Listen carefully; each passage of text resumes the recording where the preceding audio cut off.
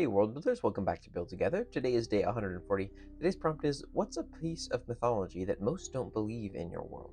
I wrote the fall of the Ben of Kirin, which is a piece of information and piece of storytelling that was been passed down by the Giravian archipelago tribal groups as sort of the reason that they ended up there. And largely it revolves around many centuries long war and battle that was fought sort of all up and down the western coast, but especially in sort of the central portion of it, where one of their primary gods, Sivan Rek, was sort of like this central bastion of power, and then his helpers, the Betisir, would sort of fan out at a certain distance from him and go and aid different little groups and pockets of the Girav, who were adequate fighters, but against like hundreds of thousands of Buyi, which is what the Girav call the true monsters. They would fall like on their own if it weren't for these Betisir who came in and could just like sweep huge swaths of these true monsters out of the way. And this goes on for a long time until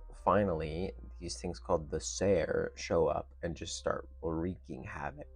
And this brings back an entity, a sort of highest tier entity of the Giravian tribal religion, which is Zerokast, who has to come in and like kind of fight them back. But then the Ser, who is sort of characterized as very tricky and almost has an unfair advantage, as it's a creature that it seems to be able to fly, at least in the mythology or something like that, and all of these things that the Girav know well and are good and pure things cannot.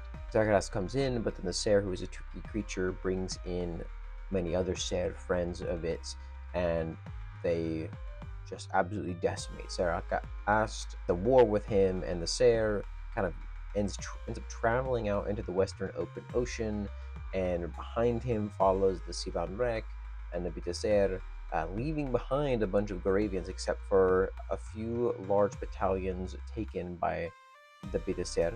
Then there is this war fought out in the open between all of these massive entities, and unfortunately the Ser win, kill all of these entities and deities of the Girav, and the Girav are left standing on their corpses, which slowly sink, and a new sand and beach is raised in its place. And this explains how the Giravians ended up in this location in the first place.